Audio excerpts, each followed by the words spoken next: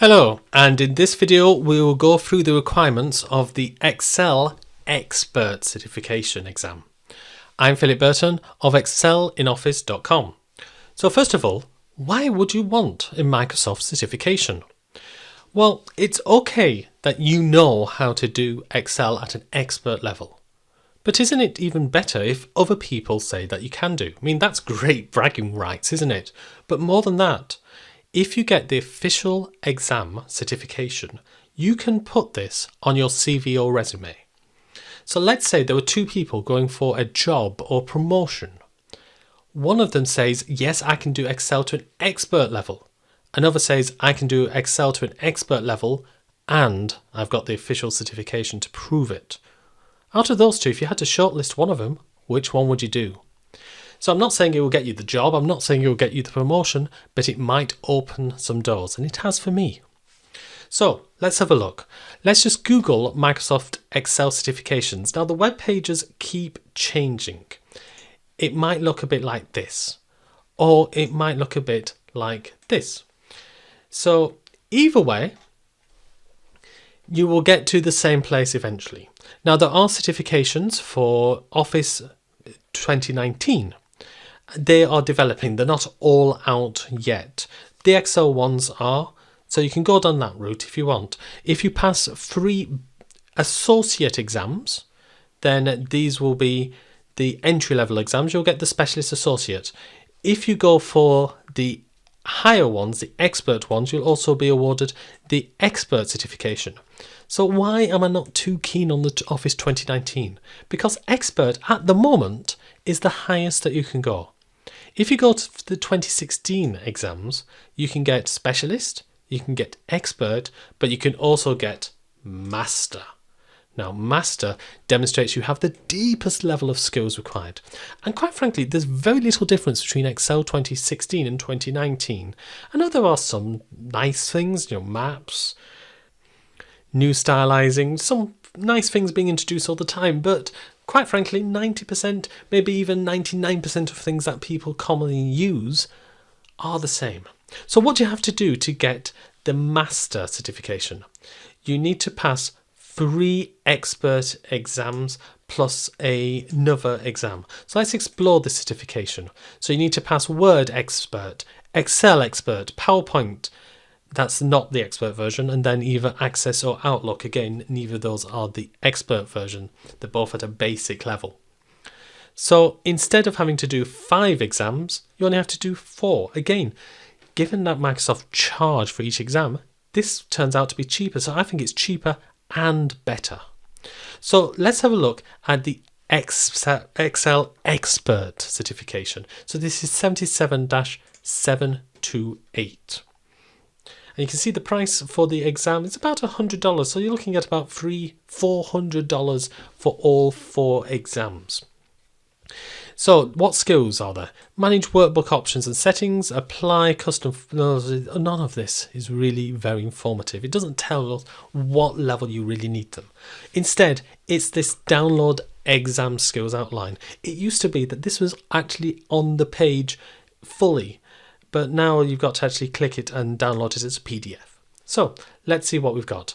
First of all, managing workbooks. So that just sounds a very bland thing, but once you get into the nitty gritty, you've got, okay, save a workbook as a template, useful.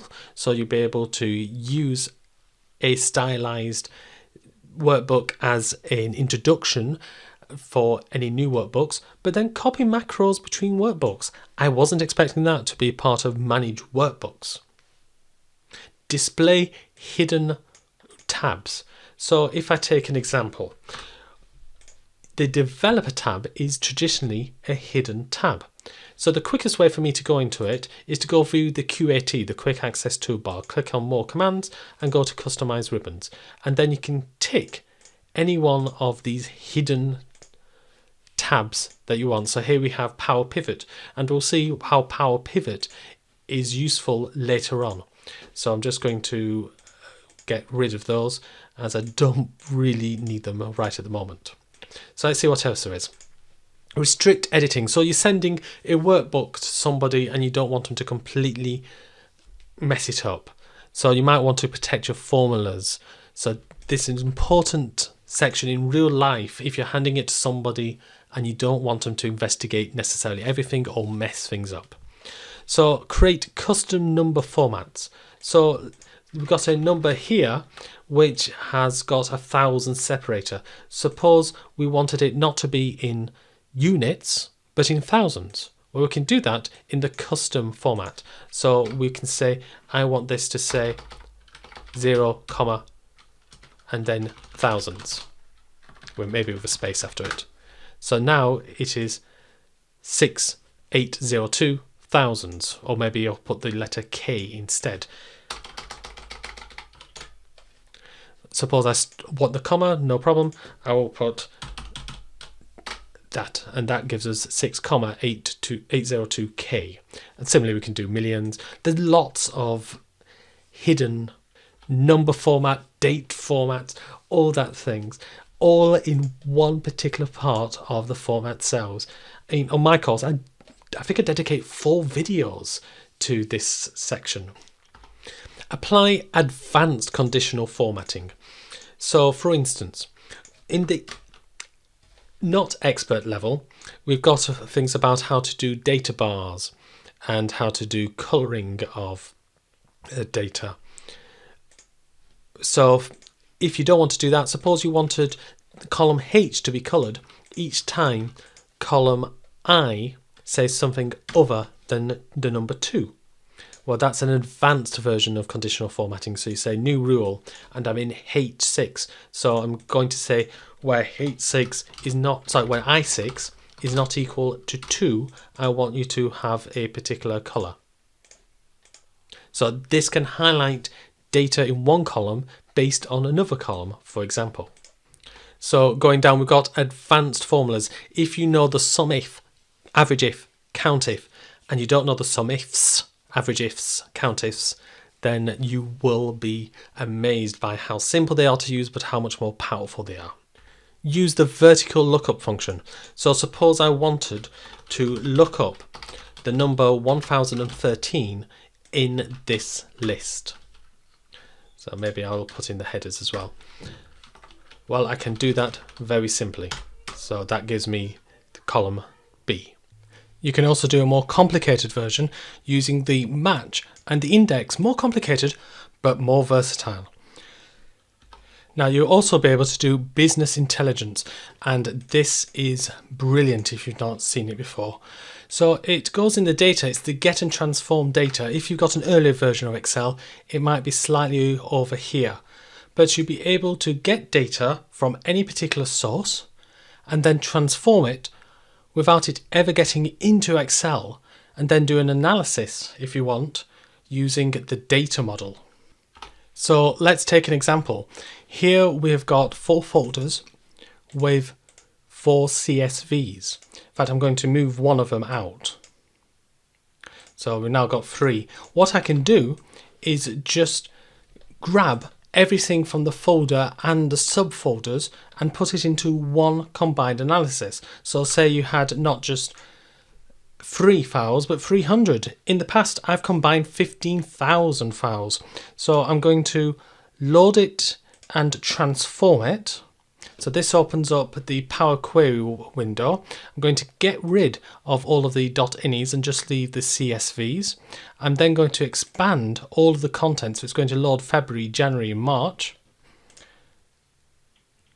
It's going to then put it all as one big table. I'm then going to close and load that into the spreadsheet. Here we go.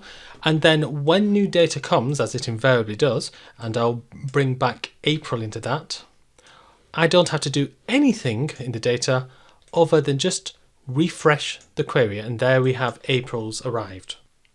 And if you've got multiple data sources, then you can combine them together in the data model, when you'll be able to do more advanced things as well. So the get and transform and the data model might be things you've not heard of, but they are very powerful to do. You can also troubleshoot formulas. So for instance, suppose you have got a formula that depends on another formula. So let's say 1, 2 equals that plus that, and that equals that plus that, and we'll just use the format painter to put them into dates. Then this number 3 is reliant on numbers 1 and 2, but you can see that easily enough from the formula, so you can see the arrows, but it's also number 5, this K one, is dependent on this, so you can go backwards and forwards. Very powerful if you've been given somebody else's data and have to error check it. So there's also pivot tables, pivot charts. Pivot tables, very easy to set up, very powerful.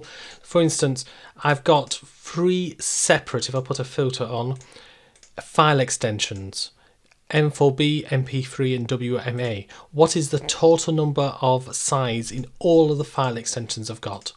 Well, very easy. I could just create a pivot table by going to Insert Pivot Table, drag file extensions down to rows, drag the size into values, and then if the data changes, so I'll call this a WMA2, then you just refresh. And similarly, you can insert these sorts of things into the data model. So let's insert a pivot table, but add this data into the data model. So if I go back into the data model, we'll see that that data is also there. And it could be that I'm joining this table with another table and creating a pivot table based on the combined analysis. For example, maybe I've got this table here. I'll just reopen the queries and connections, and I want to load that into the data model. So yeah, load that in, go to the data model, and now I've got these 2 different things that I could connect. Let's say I'm connecting date to date created. So you can see it doesn't quite work for my example, but you can see how useful this might be in connecting your data and having just one table that you can query, all without, well, fewer formulas. So we've got pivot tables, we've got pivot charts, which is a pivot chart table. So here's our pivot table, and I just create a pivot chart, and this is reliant on the pivot table. So if I hide something in the pivot table, it gets hidden in the pivot chart. If the data gets refreshed, the pivot chart gets refreshed. So once you have mastered all these, hopefully you can see firstly how this could be used in your Excel life. How some of these things could just save huge amounts of time. For instance, we saw how much time you might be saving just by being able to load an entire folder's worth of data into one big table. So once you've got Excel's 2016 Expert, the Word Expert and PowerPoint, then you can get the Expert certification, or in this particular case, the Master Specialist certification, which for me sounds even better. So how can you learn some of these? Now, you could just go into the exam skills outline and research each one of these, but that would take an awful lot of work. Alternatively, you can take the exam number 77-728 in this case and have a look on Amazon. It's not very promising to start with, but further down you can see we have a study guide for about $20.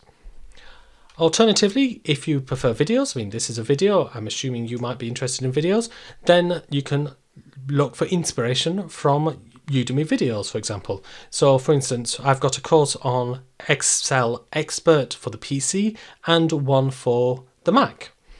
So if I open that up,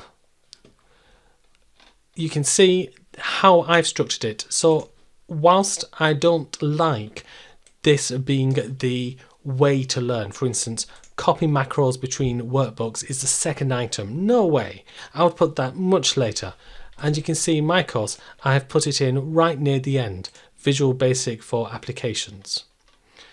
So I start off with managing workbooks and then creating pivot tables, pivot charts, and doing named and formula arrays and the data model. This is the brilliant section, the get and transform and the power pivot.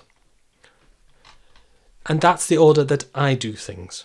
Now, once you have learned all of the things that you need to learn, then you can go to something like Measure Up if you don't want to do instantly the exam and do their practice tests. So you can click on practice tests here and have a look to see if any practice tests are available for your particular exams. Now, it's interesting, this pop-up that's come up. What's your main motivation for doing a practice test? I would say, what's your main motivation for doing the certificate, for having this on your CV or resume? Find new professional opportunities, further develop my career. I'm looking to certify my employees, I'm a manager. Or I'm looking for certifications for students. All brilliant reasons for getting a certification. So I'm hoping that this video is useful for you. I'm hoping that you will be going for your own expert certification. Now you know what you need to do. Now you know where you can get resources, whether it is from the exam requirements, whether it's from a book, whether it is from video courses. And it doesn't take long. I mean, look at my video courses. We're talking for the expert level about 11 hours. That's assuming you've mastered everything in the beginner level. So 11 hours. 11 hours for Excel, 11 hours for Word, 5 hours for PowerPoint, maybe 6. Add them together. That's not a huge amount of time to commit. And once you have got this knowledge, you'll be streets ahead, not just in your certification, which you can put on your CV and resume, but also in your work itself. So thank you very much for watching this video. I hope you will click like, I hope you'll click subscribe, because I've got new videos coming out on Tuesdays, Thursdays and Saturdays, and I hope you click that notification, the bell, because that allows you to get notifications of any new videos. Thank you very much for watching this, and I'll see you on the next video.